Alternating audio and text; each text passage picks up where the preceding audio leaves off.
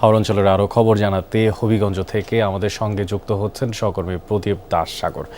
প্রদীপ, বৃষ্টিপাত তো বন্ধ হয়েছে, তো প্লাবিত এলাকা থেকে পানি নামতে শুরু করেছে কিনা সে বিষয়টি জানতে চাই। পাশাপাশি নিমজ্জিত জমি থেকে ফসল কাটার খবরাখবর সম্পর্কে কি তথ্য আছে আপনার কাছে?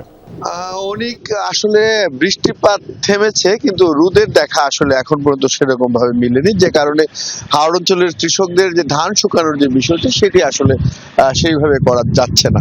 আর ধান কাটার যে বিষয়টি আপনি নিশ্চয়ই দেখতে পাচ্ছেন যে এখনো কৃষকরা তাদের পানিতে নিমজ্জিত যে ধান, সেই ধান তারা সংগ্রহ করার চেষ্টা করছেন, চেষ্টা চালিয়ে যাচ্ছেন।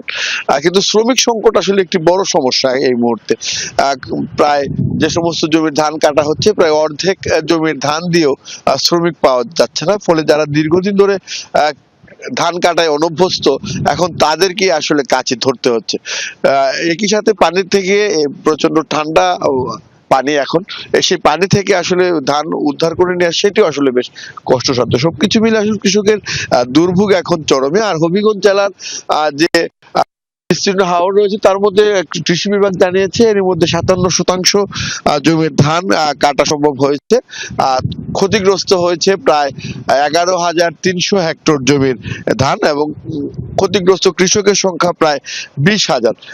এবং এই ক্ষতিগ্রস্ত কৃষকের সংখ্যা কিন্তু এখনো বাড়ছে, কারণ যেহেতু যে ধানগুলা কাটা হয়েছিল সেগুলো যেহেতু দীর্ঘদিন সময় ধরে শুকানো যাচ্ছে না, ধানগুলো থেকে চারা গজিয়ে যাচ্ছে, সে কারণে ক্ষতির পরিমাণ আসলে বাড়ছে। তো সবকিছু মিলিয়ে যদি আবহাওয়ার কোনো স্বস্তিদায়ক খবর না আসে, তাহলে আসলে কৃষকের ভোগান্তি কমার আপাতত কোনো লক্ষণ নেই। আজকেও কিন্তু আবহাওয়ার পূর্বাভাসে বৃষ্টির কথা বলা হয়েছে। অনেক প্রদীপ, আপনাকে ধন্যবাদ।